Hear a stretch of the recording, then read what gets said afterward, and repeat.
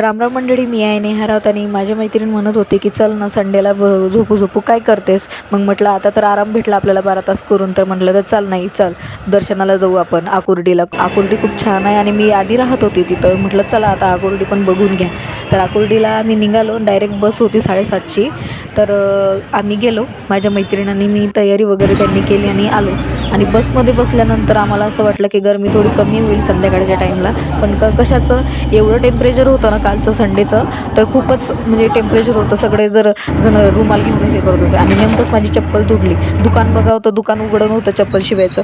मग म्हटलं चला डायरेक्ट आम्ही रेल्वे स्टेशनला पोहोचलो आकुर्डीच्या. आणि खूप सुंदर मला असं म्हणजे वाटलं ते आकुर्डीचं स्टेशन, रेल्वे स्टेशन पहिल्यांदा एवढं क्लीन आणि नीट मी बघितलं नाही कधीच रेल्वे स्टेशन. आता पुणे स्टेशन पण मी बघितलं ना तर एवढं क्लीन नव्हतं, आणि आपल्या अकोल्याचं तर तुम्हाला माहीतच असेल जर बघितलं असेल तुम्ही रेल्वे स्टेशन. तर आता मी ह्या बोगीमध्ये व्हिडिओ काढत होती, तर पूर्ण एक बोगीचं आहे रेस्टॉरंट म्हणून, आणि छान सुंदर त्यांनी सजवलेलं होतं. आणि माझ्या मैत्रिणी मी व्हिडिओ काढत काढत ते पुढे निघाल्या आणि मला धावत जावं लागलं त्यांच्या मागे. आणि तुम्ही हिची पण एका हाती एकाच्या हाती चप्पल होती, कारण की तिच्या चप्पला डसत होत्या तिच्या पायाला, तर एकदम फोड आले होते. मग फायनली आम्ही वैष्णवी माता मंदिरला पोहोचलो. आणि हे रेल्वे स्टेशनच्या अपोजिट साईडला आहे, इकडच्या साईडला रोडला जर तुम्ही जासाल तर वैष्णवी माताचं मंदिर तुम्हाला मिळून जाईल.